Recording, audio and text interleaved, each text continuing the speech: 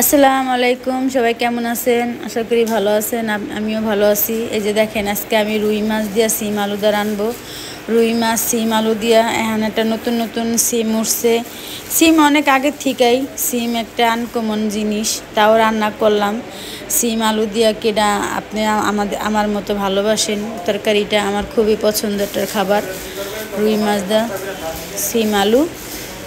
তাই যে আমি মাছগুলা সুন্দর করে ধুয়ে ময় মশলা মাইখা সুন্দর করে কড়া ভাজাদার নিব। তা আমি এই ফ্রাই প্যানটাই ব্যবহার করি। প্রতিটা ফ্রাই প্যান এরকমই করলে যে আমার ছোটো মেয়েটা প্রতিদিন একটা না একটা কইরা ফ্রাই প্যান করে কি নষ্ট করে ফেলায়। তা এখন আমি এটা দিয়ে ব্যবহার করি।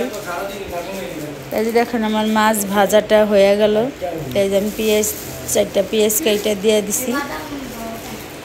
এখানে আমি আদা বাটা একটু হালকা একটু পানি দিয়ে নিলাম, যে নিচ দেন লাগে না যায়।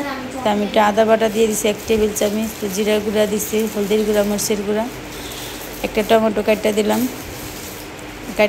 কষানোর সময় টমেটোটা দিলে কি তরকারিটা ভালো হয়। এই যে দেখেন আমার কষানোটা হয়ে গেছে। তো এখন আমি পরিমাণ মতো এটার মধ্যে একটু নাড়াচাড়া দিয়ে পরিমাণ মতো একটু পানি দিয়ে দিব।